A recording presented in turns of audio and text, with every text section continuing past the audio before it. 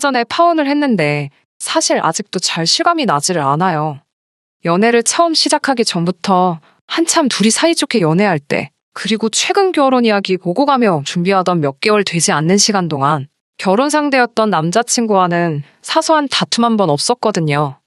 차라리 둘 사이의 성격 차이 때문에 커다란 문제가 있었다던가 아니면 막장 드라마에나 나올 법한 들켜서는 안 될 말 못할 과거가 있었다면 차라리 이렇게 억울한 기분이 들지는 않았을 겁니다. 사람을 얼마나 우습게 봤으면 결혼을 한다는 이유만으로 저뿐만 아니라 제 가족까지 호구처럼 대할 수 있을까요? 아무리 아직도 여자가 결혼을 하면 시집을 간다고 말을 하긴 하지만 세상이 바뀐 지가 언제인데 말도 안 되는 논리로 예비 며느리 후려치려는 집이 다른 집이 아니라 제가 결혼까지 하려고 했던 그런 집일 줄은 생각도 못했습니다. 저는 지방광역시에서 공부했고 대학 생활부터 현재까지 쭉 서울에서 혼자 지내고 있습니다.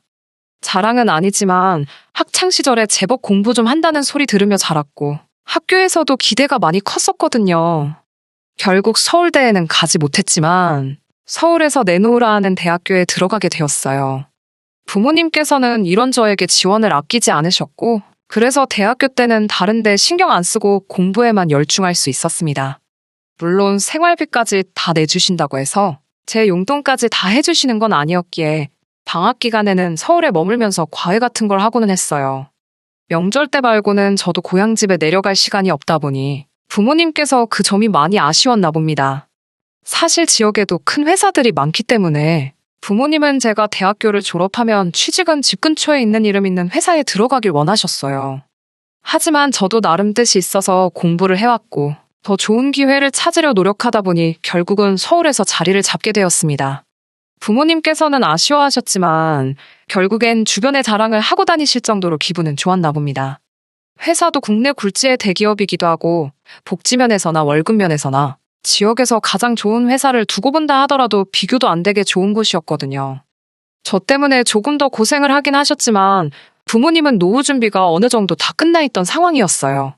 원래는 본가 근처에 있는 시골 쪽에 땅을 사놓고 거기에 전원주택을 지어놓고 텃밭 같은 거 가꾸며 은퇴를 하실 생각이었는데 막상 제가 서울에 자리를 잡으니 한번 서울에 살아보는 것도 나쁘지 않겠다 생각을 하셨나 봅니다. 그래서 은퇴 자금을 가지고 서울에 아파트를 하나 구입하셨어요. 그 당시에는 대출의 규제도 지금처럼 심해지기 전이었고 그때 당시에도 비싸긴 했지만 집값이 지금 정도까지는 아니었거든요. 대신 시골에 집 짓고 사는 예산보다 서울의 아파트가 예산을 훨씬 더 넘었기 때문에 부모님이 은퇴는 잠깐 미뤄두시고 더 일을 하게 되었습니다. 원래는 전세를 놓아도 되는 거였는데 어차피 제가 서울에 있는데 남한테 전세를 줄 필요가 있냐고 하시면서 어차피 남의 집에 살면서 월세 내고 그럴 거면 마음이라도 편하라고 어머니가 사놓은 아파트에서 살아도 된다고 허락을 해주셨어요. 관리비만 제가 내기로 했고 대출이자 다 갚아서 부모님이 서울 올라오시기 전까지는 제가 그 집에서 혼자 지내게 되었습니다. 그 이후로 저도 나이를 먹으며 시간이 지남에 따라 돈도 어느 정도 모아놓게 되었고 남들 하듯이 연애도 몇 번 하고 그랬지요. 그렇게 결혼 이야기까지 오가게 되는 남자친구를 만나게 되었습니다. 남자친구도 비슷한 학벌에 서로 비슷한 규모의 회사를 다니고 있습니다. 서로 누가 더 잘났네 못났네 따질 필요 없을 정도로 비슷한 조건이었고 연애하는 동안에 사소하게 다툴 일도 거의 없었기에 두 사람 서로 마음 한구석에서 결혼 생각을 하기 시작했어요. 말씀드린 대로 두 사람 사이에 아무런 문제도 없었는데 신혼집 때문에 이 사단이 나게 될 줄은 정말 상상도 못했네요. 요즘 부동산 시장이 말이 아니잖아요. 매일 뉴스를 봐도 좋은 소식이라곤 하나도 없고요. 덕분에 저희도 고민이 생긴 게 요즘 집값이 더 내려갈 수도 있다. 이자는 날이 갈수록 올라간다 하는데 무리해서 신혼집을 구해야 할 이유가 있나 싶더라고요. 다른 건 몰라도 둘이 모아놓은 돈이 꽤 되다 보니 신혼부부 대출 받으면 낮은 금리로 전세자금 대출도 받을 수 있을 것 같은데 아예 확신이 들 때까지는 전세로 사는 게 더 낫지 않겠나 하는 생각이 들었습니다. 그런 와중에 저희 어머니한테 제안이 왔어요. 어머니도 뉴스에서 집값 문제로 연일 난리인 걸 보고 계시니 고민이 많으셨거든요. 집값이 계속 떨어질 거라는 말은 제가 지금 살고 있는 어머니 명의의 집도 피해갈 수 없는 일이었죠.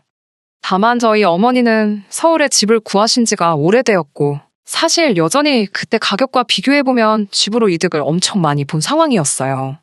거기에 아직도 소문만 무성한 재개발은 이루어지지 않아서 사실상 아직 집값이 한 번 더 오를 수 있는 호재가 남아있는 상황이고요. 그런데 어머니 입장에서는 이미 올 초에 집값이 최고점을 찍었고 지금 많이 내려간 상황인데 솔직한 마음에 조금 손해봤다는 느낌을 지울 수가 없었나 봐요. 그래서 행여나 집값이 더 떨어지면 떨어진다고 하더라도 어떻게 될지는 모르니 향후 3년 정도는 무슨 일이 있어도 흔들리지 말고 지켜보자는 결론에 다다르셨고 어차피 3년 동안 손 안 댈 집인데 그러면 저희도 그때까지 그 집에서 지내라고 하라는 제안이었지요.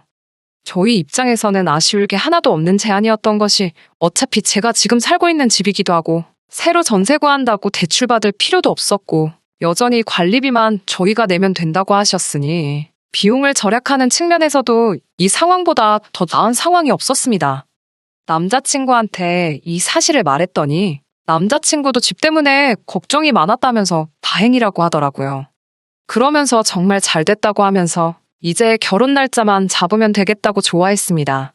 그리고 그렇게 예비시댁에 인사를 드리러 갔을 때였습니다.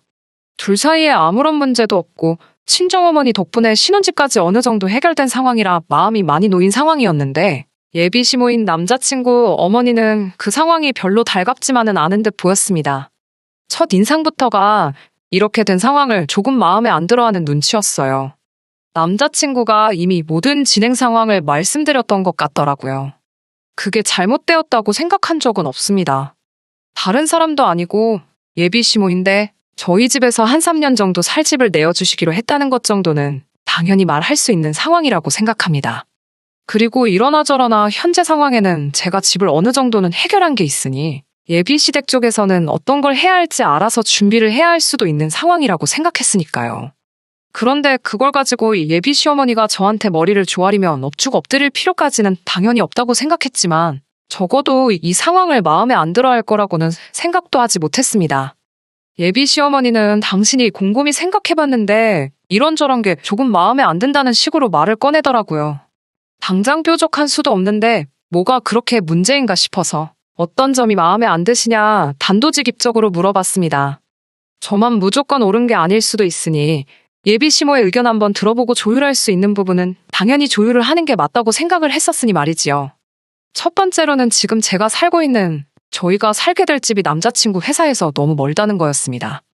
그 집이 서울 외곽이긴 했지만 어쨌든 재개발 여지가 있고 역세권이라서 대중교통을 타는 데는 그 어떤 어려움이 없었습니다. 그런데 대중교통이 얼마나 잘 돼 있는 게 문제가 아니라는 거예요. 거리가 너무 멀어서 고생이라는 겁니다. 정작 남자친구 본인은 제가 어디서 사는지는 이미 알고 있었고 그 집에서 신혼살림 차려서 시작할 수 있다고 전했을 때 잘 됐다고 좋아했었거든요. 남자친구한테는 아무 문제 없는 거리인데 집을 해줘도 거리가 그렇게 먼 곳을 해주셨냐며 마음에 안 든다는 식으로 나오시는데 저라고 사람인데 당연히 그게 기분이 좋을 수가 없었습니다. 오히려 들었던 느낌은 어떤 이유 때문에 그러는 건지는 모르겠지만 예비시댁 쪽에서 저를 그렇게 반기는 듯한 느낌이 들지는 않았지요. 저한테는 예비신우가 되는 남자친구의 누나도 그날 자리에 같이 있었는데 그때는 예비신우의 그 말이 그런 꿍꿍이 속이 있어서 그런 거라고는 생각도 하지 못했습니다. 예비신우는 어디 동네면 동생보다는 우리 오빠네 회사가 더 가깝겠네 하면서 오히려 예비시모보다 그 집에 대해서 더 많은 관심을 보였어요. 리모델링은 되었느냐, 서울 구축 아파트면 주차장이 많이 안 좋다고 들었는데 주차 공간은 붐비지 않느냐, 주변의 학구는 알고 있느냐 하면서요. 상황이 그런데 그래도 그 집에서 좋은 점을 찾아보려는 예비신우의 행동이 저는 계속 무언가 마음에 안 든다는 식으로 나오고 있는 예비시모를 설득해주기 위해서 저희를 도와주고 있는 거라고 생각했었습니다. 아무튼 그게 예비신우와 처음 만나게 된 날이었는데 그 전까지는 남자친구랑 연애하면서도 단 한 번도 만나는 자리를 가지려고 한 적 없었던 예비신우가 그 날을 기점으로 이따금씩 형식적인 안부인사 정도를 나누는 사이가 되었습니다. 사실 그때까지만 해도 예비신우가 저랑 잘 지내려고 하는 게 앞으로는 신우올케 사이로 지내게 될 저랑 가까워지기 위해서 그러는 거라고 생각을 했었습니다. 양가 상견례는 하지 않았지만 이미 양가에 서로 인사를 시켰던지라 그때부턴 남자친구와 데이트를 하면서도 스드메 같이 저희가 간단하게 알아볼 것들은 미리 알아보고 있었습니다. 그런데 언젠가부터 남자친구가 무언가 저한테 말을 꺼내려고 하다 말고 표정도 어두워 보이는 게 뭔가 전하고 싶은 이야기가 있어서 저러는 건가 하는 느낌을 받았어요. 왜 그러냐고 제가 단도직입적으로 물어봤는데 딱히 아무것도 아니라고 대답만 회피하더라고요. 사실 이때부터 조금씩 안 좋은 촉이 오기 시작했습니다. 아니나 다를까 남자친구가 그렇게 행동하게 된 이후부터 예비 신우가 저한테 잘하려고 했던 이유, 시어머니가 뭔가 탐탁치 않아 한다는 것까지 전부 한 번에 알게 되었습니다. 예비 시어머니가 급하게 나눌 이야기가 있으니 자리 좀 만들어 보라고 했던 그날에 자리에 나가기도 전인데 왠지 안 좋은 촉이 들기 시작했었거든요. 급하게 나눌 이야기라던가 기니 할 이야기라던가 제 인생에 있어서 그런 식으로 시작된 자리에서 좋은 이야기가 나왔던 적이 한 번도 없었기에 당연히 무슨 일이 있어도 있겠다라는 생각을 해서 그런지 어느 정도 마음의 준비는 할 수 있었습니다. 나간 자리에서 계획에도 없던 예비 신우가 예비 시모와 같이 있는 모습, 그리고 남자친구가 그동안 데이트하면서 보여줬던 안 좋은 표정을 한자리에서 제 눈으로 직접 보니 안 좋은 예감은 거의 확신으로 바뀌게 되었습니다. 제가 도착해서 자리에 앉았는데도 한참 동안 아무도 말을 꺼내지 않고 어색함만 잔뜩 돌더라고요. 매도 빨리 맞는 게 낫다는 생각에 무슨 일로 자리를 만드셨냐 물었더니 예비 신우가 바로 본론으로 넘어가더라고요. 제가 지금 살고 있는 어머니 명의의 집에다가 신혼살림을 차리기로 들었다고요. 거기까지야 저도 이미 밝혔던 사실이니 그렇다고 대답했습니다. 그런데 대뜸 신우가 그 집에서 자기들이 지내면 안 되겠냐고 하는 겁니다. 그게 무슨 소리냐고 대본에 대답을 했지요. 그러니 신우가 하는 말은 어차피 그 집이 제 집도 아니고 고쳐서 사는 것도 아니고 3년 후에 비워줘야 한다고 들었는데 누가 들어가 살든 그게 뭐가 중요하냐고 하더라고요. 신우 남편이 다니는 회사가 그 집에서 가깝다고, 거리가 먼 저희가 그 집에 들어가는 것보다 자기들이 들어가서 사는 게 오히려 이득이라고 하는 겁니다. 그러면서 첫째도 조금 있으면 초등학생이 되는데 그 동네가 서울에서는 학군도 나쁜 편이 아니다 보니 주변에 학원가도 괜찮게 있어서 애들 교육하는데도 지금 예비 신우가 사는 곳보다 그쪽으로 가서 사는 편이 자기들한테 이득이라고 하더라고요. 어이가 없어서 누가 들어가 살고 말고가 왜 안 중요하냐고, 그리고 그건 신우가 이득인 거지 제가 이득을 보는 게 뭐가 있냐고 했어요. 지금이야 제가 살고 있는 집이고 결혼 후에도 제가 살게 될 테니까 저희 부모님께서 무상으로 살라고 허락을 해주신 거지 구태여 다른 사람이 살게 할 거면 새를 놓지 뭐하러 그러시겠냐고요. 그러니 이젠 시모가 말을 가로채 이어서 말하기를 저보고 이기적이라고 하면서 왜 너 이득 볼 생각만 하냐고 하는 겁니다. 이제 한 식구가 될 텐데 저 혼자만의 이득을 생각할 게 아니고 가족 전체가 볼 이득에 대해서 생각을 해야 한다는 거예요. 그래서 100번 양보해서 신우가 살게 된다고 해도 우리 신혼집으로 쓰게 될 집에 신우가 들어가 산다면 우리는 당장 어디 가서 지내야 하냐 했습니다. 그러니 예비 시모는 단 1초도 고민하지 않고 그게 뭐가 어려운 문제냐면서 결혼하면 저 혼자만 짐 싸서 예비 시댁으로 들어오면 되는 거 아니냐 하더군요. 세상에 어떤 모자란 여자가 친정어머니 명의로 된 집을 신우한테 양보해주고 정작 본인은 남편 출퇴근하기 편하라는 이유로 시부모 살고 있는 집에 들어가 살겠나요? 더 돌려 말할 것도 없고 해서 이 말 그대로 전해주면서 저는 싫다고 했습니다. 예비 신우한테도 반대의 경우라면 언니는 언니네 시댁 들어가서 살 거냐고 물어보니 자기는 기꺼이 그러겠다고 하더라고요. 막상 실제로 그렇게 되면 그럴 생각 1도 없으면서 어떻게든 이득을 보려고 저러는 게 참 가증스럽기까지 했습니다. 남자친구는 일이 이렇게 진행될 걸 꽤나 오래전부터 알고 있었던 것 같아요. 그냥 똥 씹은 표정으로 아무 말도 못하고 허수아비 마냥 가만히 앉아있더라고요. 예비 시모가 말을 꺼내길 요즘 뉴스 안 보냐고 하면서 부동산 시장 다 망했다고, 저나 저희 부모님이 왜 그렇게 그 집에 집착을 하는지 모르겠다고 하는 겁니다. 어차피 내놔도 잘 나가지도 않는 집인데 그냥 가족끼리 양보한다 생각하고 살게 해주면 어디가 덧나냐고 하는 거예요. 그러면서 한다는 말이 아니면 신은혜 보고 그 집을 사라고 할 테니 헐값에 넘기라더군요. 무슨 가격을 부르나 봤더니 암만 부동산 시장이 엉망이고 폭락을 했다고 해도 현재 시세가 6억 왔다 갔다 하는 아파트를 무슨 1억에 넘기네 만에 그런 이야기를 하더라고요. 그러면 그 1억에 니들 모은 돈 가지고 아들 출근하기 편한 곳에 전세로 집 하나 구할 수 있지 않겠냐면서요. 그리고 이제 결혼할 사이인데 저랑 저희 부모님이 그 집 하나만 양보하면 제가 예비시모와 신우한테 점수 하나는 톡톡히 따고 들어가는 것 아니겠냐고. 미리미리 점수 좀 따고 결혼생활 시집해도 되는 거 아니냐고 하더라고요. 말하는 것부터가 어이가 없더라고요.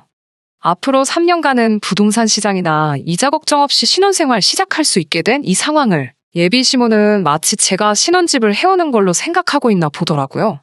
자기 엄마랑 누나가 말도 안 되는 똥고집을 부리면서 있는데 다행히 남자친구가 나서서 동조를 하거나 하진 않았지만 똥 씹은 표정하고서는 자기는 아무 잘못 없다는 식으로 자기도 피해자인 것 같은 표정을 하고 있더라고요. 그게 염치는 있구나 봐줄지언정 정신머리가 제대로 박힌 놈이 할 행동은 아니라는 생각이 들었어요. 온갖 불쌍한 척은 다 해서 어찌어찌 예비시모나 신우가 우리 친정엄마 집을 거저먹으려는 계획을 막아내고 그 집에서 계획대로 신혼집 차리고 결혼생활 시작한다고 하더라도 앞으로 저런 자식하고 결혼해봐야 고부 갈등이 생기는 건 당연한 일이고 제대로 된 방패막이 역할은 긁는 거나 마찬가지라는 생각이 딱 들었습니다. 더 이야기할 것도 없었어요. 날강도라고 하더라도 이 정도로 양심 없게 남의 재산을 거저먹으려 들지는 않았을 겁니다. 그래서 조용히 자리에서 일어나서 한마디 했어요. 모자란 남자를 내 남편으로 받아들이는 거에 대해서 후회는 없겠지만 낯짝 두껍고 파렴치한 사람들을 내 남편의 가족이라는 이유 하나만으로 감싸고 가야 한다면 평생 후회 속에 살 것 같다고. 그리고 지금이 딱 그런 상황이라고요. 저는 결혼 후에 제 결정을 후회하면서 살고 싶은 생각이 없으니 이혼보다는 파혼이랬다고 그냥 결혼은 없던 일로 하자고 했습니다. 저나 저희 부모님을 얼마나 호구로 봤으면 살고 있는 집을 양보해주고 나는 시집살이를 해야 한다고 하질 않나. 시세의 절반도 안 되는 가격으로 집을 넘기라고 하질 않나 하고 있겠냐고요. 예비시모는 상황 파악도 못하고 저보고 자기도 계산적인 며느리는 보기 싫다고 하더라고요. 그러니까 남자친구가 그제서야 얼굴이 사색이 되어서는 다 늦어서 제 편을 들기 시작하는 겁니다. 솔직히 엄마고 누나고 다 너무했다고 하면서 그동안 저랑 결혼 준비하면서 보였던 표정이 이미 진작부터 오고 갔던 이야기라는 건 어린애라도 눈치챘을 법한 상황이었어요. 하지만 너무 늦었죠.